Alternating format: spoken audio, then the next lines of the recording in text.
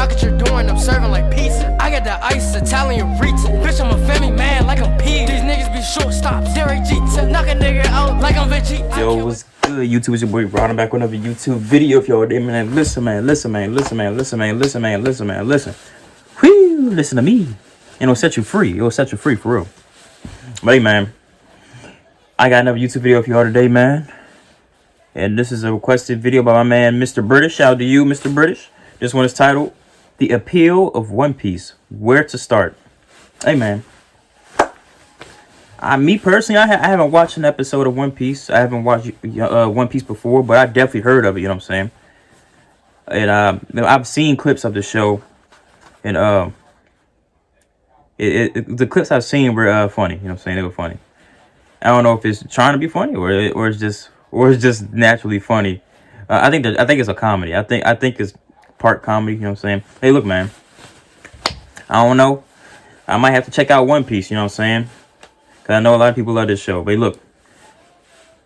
Before I have this video, like, comment, subscribe, hit that bell, post notification, get notified when I post it, you know what I'm saying? For my IG and Snapchat, the intro and outro, for my IG down below in the description.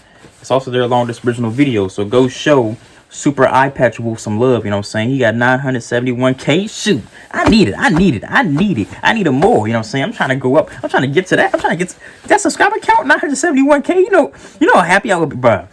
My life would be complete. My life would be complete. Actually, you know what? No, it wouldn't, because I'm trying to go to the top and beyond, you know what I'm saying? To the top and beyond. So my life would be complete right there, but I'll just keep grinding and get to a mill. Just because, man, just because it never stops. There's always room for growth. But hey, look, man, I need it. Roll the clip. I need it. But hey, man, with all that being said, let's hop into this video. Shall we? Put it in the basket. Let's get it. For a while now, there has been a certain ominous shadow cast across this channel. You see, as a YouTuber, I'm generally known for 4 things.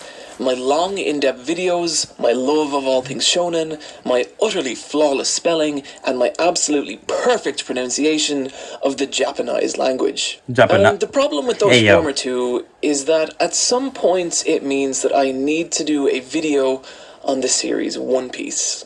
Which is fine. I like One Piece quite a lot, in fact. But the issue comes from how insanely long the series is, currently residing at its 833rd chapter. What? And the staggering breadth of its world, which, according to the One Piece wiki, has currently 866 named characters. What? I know because I counted, and it took a long time.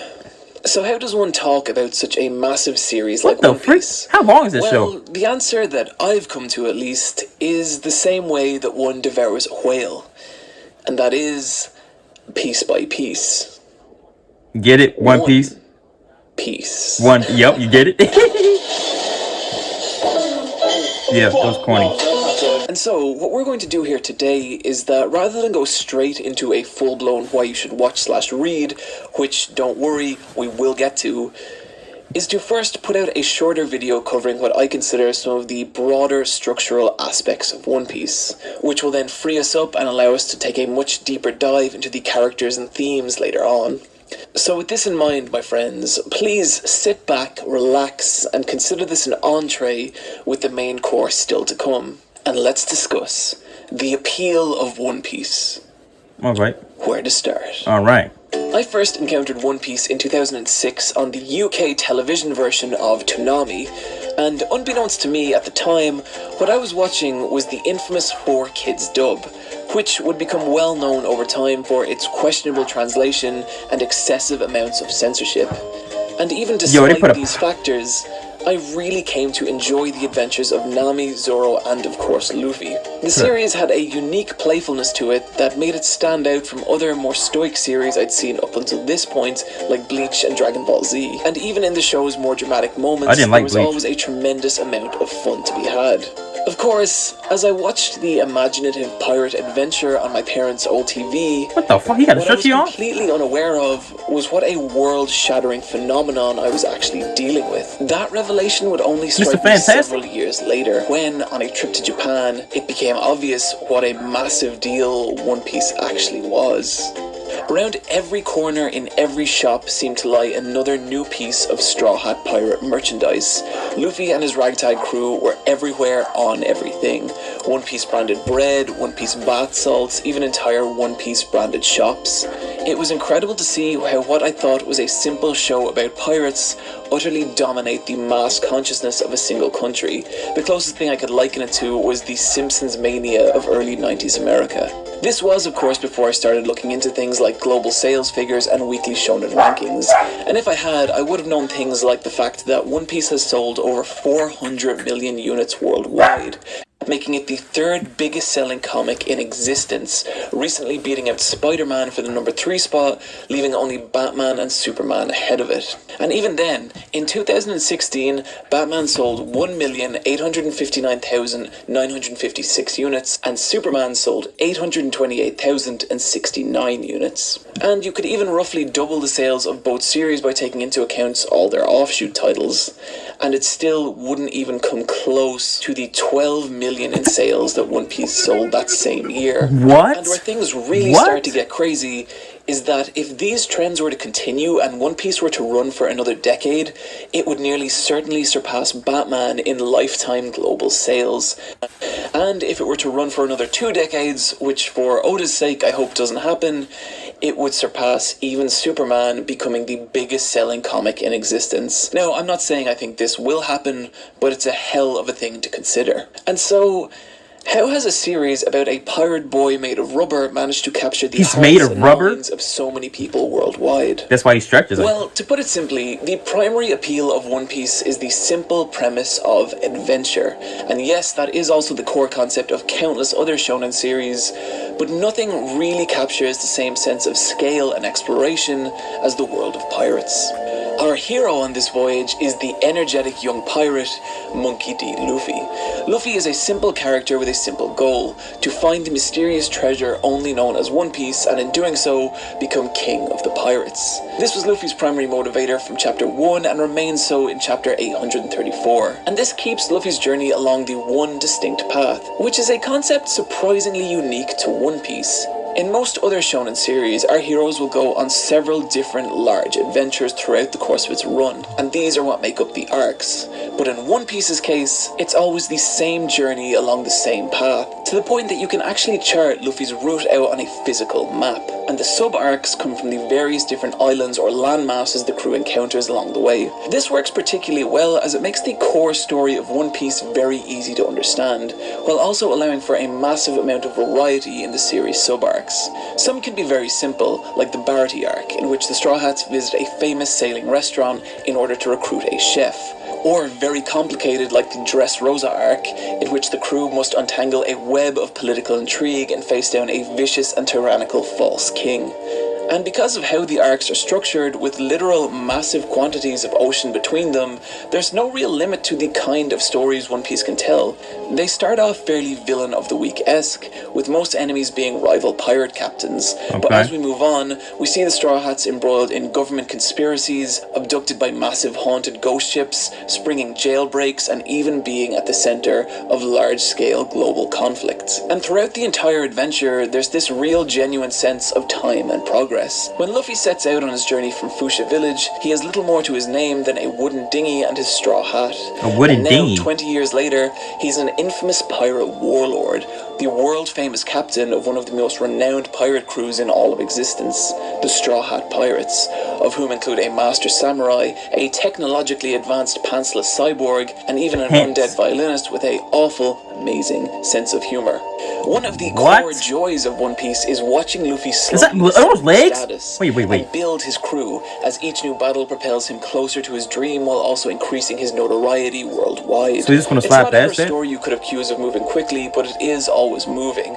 And I think it's only when you look back that you see how far Luffy and his crew have actually come. Of course, the success of an adventure series is largely dependent on the world the adventure takes place in, and this is another area where the series shines. One Piece's world, to put it simply, is the largest, most intricately detailed and well thought out of any of the long-running shonen series, which may not be obvious from the offbeat cartoonish designs of Oda's artwork, but make no mistake, this is a world of layers with its own government, economy, cultural and racial divides, with many different factions, all of whom have their own philosophies and motivations. While Luffy and his crew are often at the center, or at least involved in large-scale global incidents, Look at them the world also progresses entirely separate to them. Major plot incidents completely separate from the Straw Hats are common, and when they do occur, they reverberate throughout the world on such a scale that it drastically affects the lives of every character in it, such as Porticus D. Ace's showdown with Blackbeard that resulted in the Great Summit War. It always feels like there's a larger picture in One Piece, and depending on the global political climate of the time, Luffy and the Straw Hats' allies and enemies can switch from arc to arc, giving the world this intriguing, ever-changing dynamic. And so One Piece's world succeeds on a grand scale, but what may be even more impressive is the characters that Oda has filled it with. What at first can seem like a cartoonish gag character can, through Oda's storytelling, become a portrait of life at its cruelest and most tragic.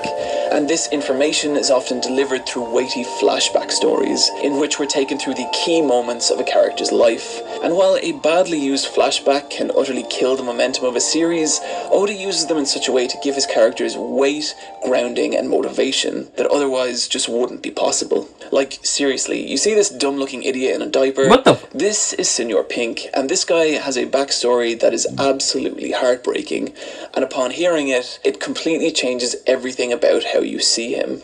Moving swiftly along, actually no, Senor wait, Pink. no. I know some of you out there don't believe me, so we're gonna prove it. Let's do this. Yeah, you might as well go Senor into it. Pink started out his adult life as a member of the brutal Don Quixote crime family, where his days were frequently filled with criminal activity and brutal violence. Until one day, in the pouring rain, he met a woman who he immediately fell in love with. They got married, had a child, and for a while at least, everything was perfect. Except that Pink was still involved in the Don Quixote family, which he hid from his wife for fear that she might leave him. One day he's called away on a secret mission and disappears for an entire week, and upon returning, discovers that the day he left, his precious son had passed away, and now his wife, furious and heartbroken, demands an explanation, and he tells her everything, at which point she demands he stay away from her, rushes from the home in the pouring rain, before getting into an accident that leaves her in a vegetative state. Pink, devastated by the events, visits her every day in hospital, until one day, on a whim, puts on a bonnet reminiscent of their son in an attempt to entertain her. And miraculously, she cracks a small, delicate smile. And so, for the sake of seeing his wife smile, he continues to dress more and more elaborately, even enduring the ridicule of everyone around him. Years later, his wife too has passed, but he still dresses this way out of remembrance for her and of his beloved son.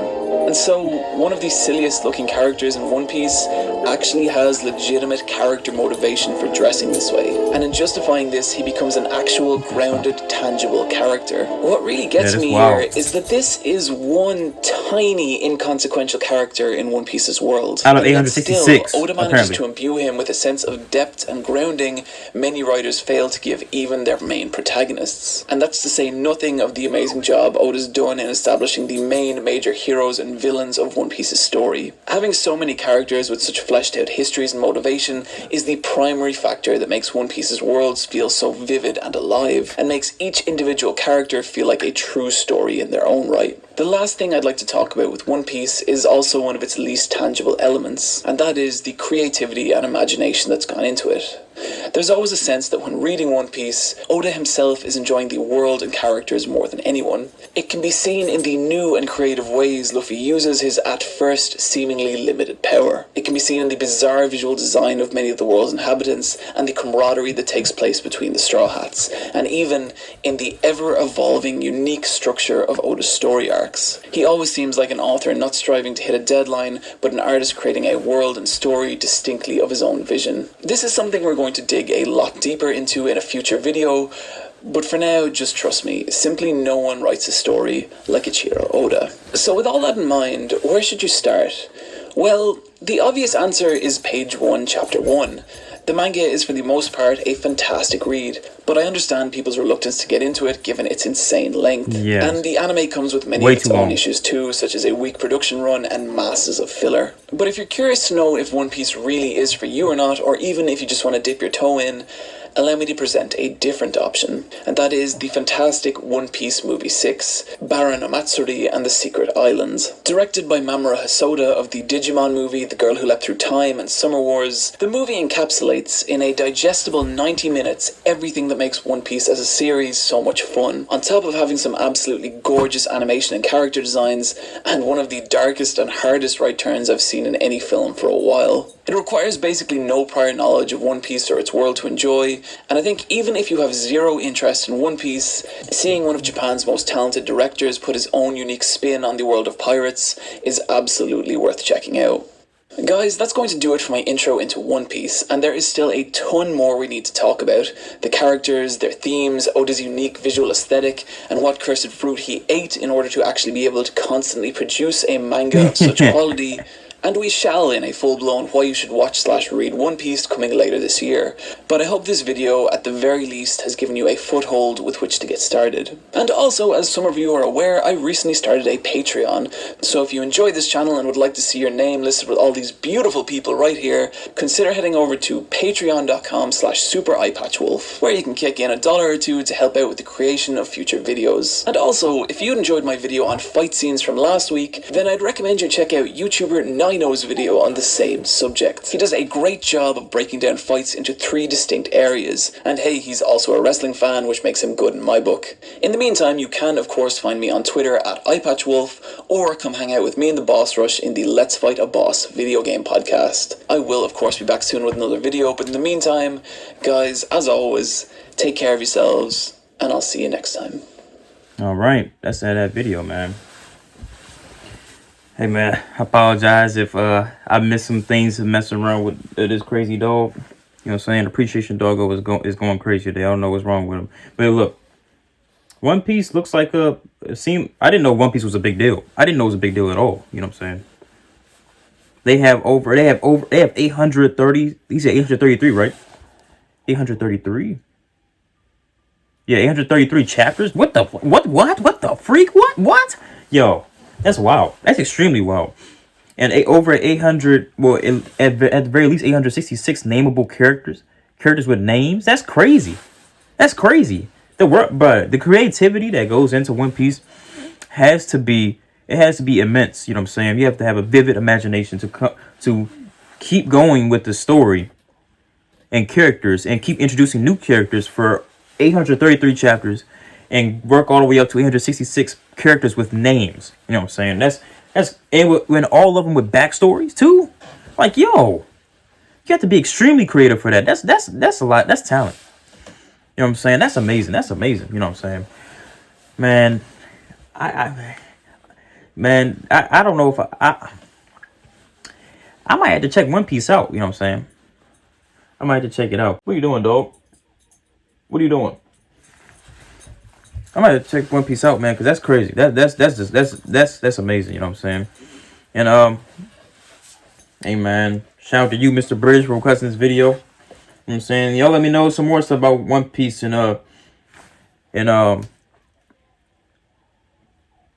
what was I about to say before it? I got distracted by the dog. What was I about to say?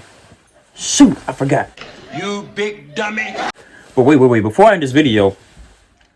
But the art style is hilarious, you know what I'm saying? And why is the big dude not have any pants? First off, like, why does the big dude not have any pants? And